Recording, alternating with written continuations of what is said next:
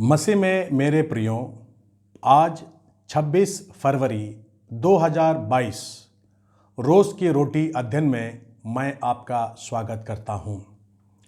आज का वचन है निर्गमन अध्याय 1 पद 12 और 13।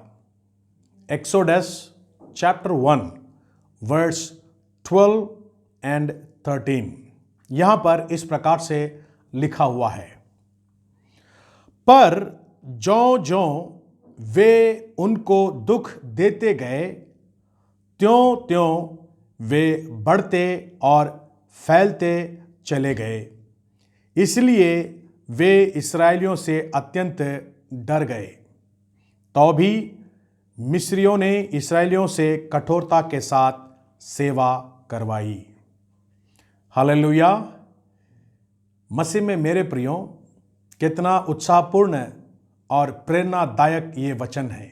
बाइबल में लिखा गया है, ज्यों ज्यों वे उनको दुख देते गए, त्यों त्यों वे बढ़ते और फैलते चले गए। हाँ मसीह में मेरे प्रियो, जो मिस्री लोग हैं, इस्राएली लोगों को बहुत दुख दिए, बहुत सताए, बहुत यातनाएं दिए। लेकिन आगे बाइबल में लिखा गया है, जितना उनको दुख दिया गया, जिनको उतना सताया गया, उतना ही वो बढ़ने लगे और फैलने लगे। हालेलुया। मसीह में मेरे प्रियो, हमारे जीवन में भी दुख है, तकलीफ है, क्लेश है। सवाल उठता है, ये दुख क्यों, ये परेशानी क्यों, ये चुनौतियां क्यों, मुझे ही क्यों दुख है। मसीह में मेरे प्रियो, मैं आपको बताना चाहता हूं, आपके जीवन के लिए परमेश्वर के पास एक योजना है और उस योजना को परमेश्वर निश्चय पूरा करेगा।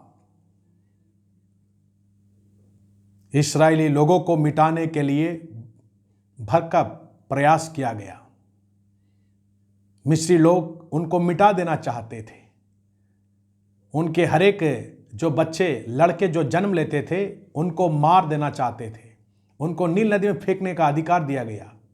परंतु जितना उनको दुख दिया गया, उतना वो बढ़ने लगे। हाँ मसीह में मेरे प्रियो, जो परमेश्वर के लोगों को जितना ज्यादा दुख देंगे, उतना ही वे और बढ़ेंगे।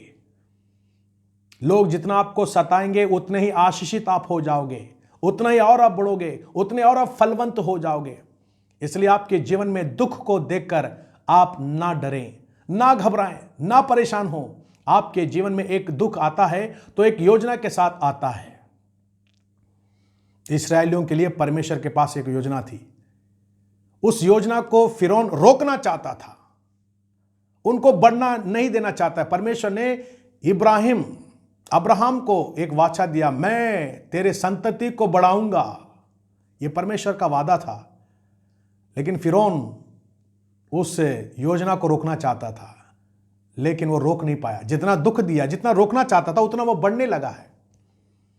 परमेश्वर के पास आपके लिए योजना है, आपको बढ़ाने के लिए, आपको आशीष देने के लिए। और मैं बताना चाहता हूं, उसको कोई रोक नहीं सकता। इसलिए उस परमेश्वर को धन्यवाद दो जो आपसे प्रेम करता है, आपके जीवन के लिए योजना रखा है, उसको जरूर पूरा करेगा। अनेक लोग उसको रोकना चाहते होंगे, रोकने का प्रयास करेंगे, अनेक षड्यंत्र करेंगे, लेकिन वो कभी सफल नहीं होंगे, क्योंकि परमेश्वर महान है और वह कभी आपको नीचा होने नहीं देगा। इसलिए आपके जीवन में अगर दुख आता है तो परमेश्वर को धन्यवाद दो। बाइबल में लिखा है, मैं कहता हूं प्रभु में आनंदित रहो। पुनः कहता हूं, मैं प्रभु में आनंदित हो। क्यों? क्योंकि प्रभु की योजना हमारे जीवन में जरूर पूरा होगा। वह कभी भी असफल नहीं होगा। शत्रु लज्जित होगा, शत्रु पराजित होगा। परमेश्वर का नाम ऊंचा है और हम जयवंत होंगे।